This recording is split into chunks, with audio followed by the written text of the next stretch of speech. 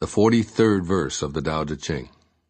The softest of all things overrides the hardest of all things. That without substance enters where there is no space. Hence I know the value of non-action. Teaching without words, performing without actions, few in the world can grasp it. That is the Master's way. Rare indeed are those who obtain the bounty of this world.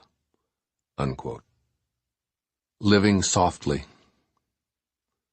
The Tao Te Ching is full of parallels to nature, and in fact the pure essence of the teaching seems to be to help us to become Tao-inspired sages through oneness with the environment.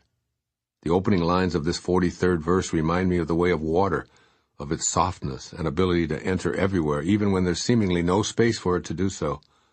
Water is used symbolically in many references to Taoism, such as the title of the outstanding contemporary work by Alan Watts, Tao, the Watercourse Way.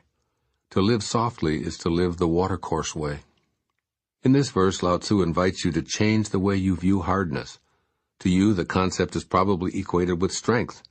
You may work out because the firmer your muscles, the tougher you think you are. Do you consider diamonds more valuable than a soft mineral like volcanic ash, which crumbles in your hand? Perhaps you subscribe to the idea that doing a difficult task makes you a better person. Now imagine emulating water, this basic element that is the embodiment of nature. After all, it does comprise 75% of both the world's surface and our physical makeup as well. Think about the way water courses, flowing to the lowest place, and how in order to experience it, you can't just grab a handful, you must instead relax, lightly placing your fingers inside of it. Reflect upon how the gentle water compares to the solid stone and marble it's capable of carving through.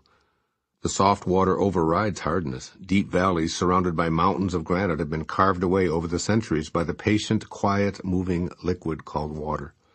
Imagine being able to enter where no space appears to be available, and to move slowly, speaking seldom, and allowing yourself to be harmoniously intact as you seek a lower, less noisy and noticeable place. A place where all others desire to come to you.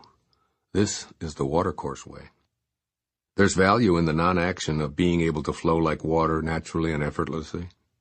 I can't help but think of this when I enter the ocean to swim for an hour or so. I want to go with the current rather than swimming against it, so my first choice involves seeing which way the water is coursing. As I move through the sea, emulating its naturalness, I trust my instinct and swim without trying to direct my arms and legs in their strokes. I think of it as doing, but not interfering. That is, I'm allowing my body to propel itself through the water without my mind telling it how to move. As I've changed my thoughts about hard and soft, I don't have to do anything but be in the water. I've chosen to make my daily swim a soft, silent experience that requires very little action on my part. And my swimming world has changed. It's become easier, more joyful, almost effortless. I've learned the value of non-action, as Lao Tzu expresses it in this verse. It's performing without action. Apply this way of seeing everything in your world. Tasks will be simplified, your performance level will increase, and the pressure to be better than others by using superior hardened strength will cease to be a factor. You'll naturally incorporate the wisdom of peaceful harmony that's found in the martial arts by letting the efforts of others become a source of your own power. Your softness will override the hardness of others. This principle is clearly seen when you look at great champions as they perform their chosen activities. The greatest golfers are effortless in their swing. The most successful ball players run, jump, throw, catch, and shoot with a softness that seems to stupefy most observers. They don't use force, nor can they find words to describe how they do it. The most talented artists dance softly, without effort, or paint quietly without force, and write easily without struggling, by allowing the words to come to them. As Lao Tzu reminds you, these are rare beings who live the Master's way. These sages obtain the bounty of this world, which is available to you too. As I contemplate Lao Tzu's counsel, he urges me to offer you encouragement to apply the spirit of the watercourse way that's found in this 43rd verse of the Tao Te Ching.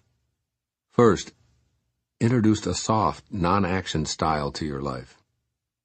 Practice the way of non-action or performing without effort. By letting go of your inner drive to push ahead, you'll see that you ironically do better than when you tried so hard. In your work, become more tolerant in your drive to achieve by softening your attitude and your behavior. You'll see that customers and large opportunities are attracted to you. Why is this true? because you're allowing the perfect flow of the Tao, like the great gray heron lets the tide recede in order to reveal the nourishment he needs to live. Notice how your life changes as you change the way you look at it. Practice performing without effort in other areas of your life too.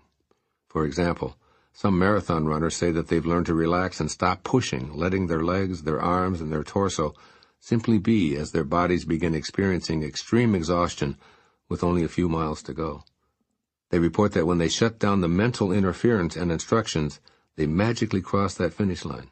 Soft always has its place, for it is the watercourse way, the way of the Tao. And secondly, encourage desires to freely flow in your imagination. Consider what you've wanted to have in this life as if it's behind a locked door. Examine what you've been telling yourself about the prosperity, the superb health, the good luck, the business success, or wonderful relationships you've craved, that no matter how hard you've tried, it's all come to naught. Then imagine yourself flowing like water through the barrier of that locked room.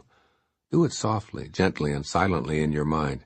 In other words, just spend some time getting used to practicing the watercourse way of the Tao. As you allow softness to be part of the picture of your life, the hard way will soften. Begin to exercise this kind of effortlessness in all areas of your desires. According to Ralph Waldo Emerson, quote, "It is the condition of inspiration. Marry nature, don't use her for pleasure," unquote. I urge you to consider this kind of a marriage. Do the Tao now. Have a day of silence. Don't speak aloud to anyone. Instead, just observe and see if you can be in a state of softness without telling yourself or anyone else what to do. Gently consider the powerful words of Herman Melville, who once said that God's one and only voice is silence.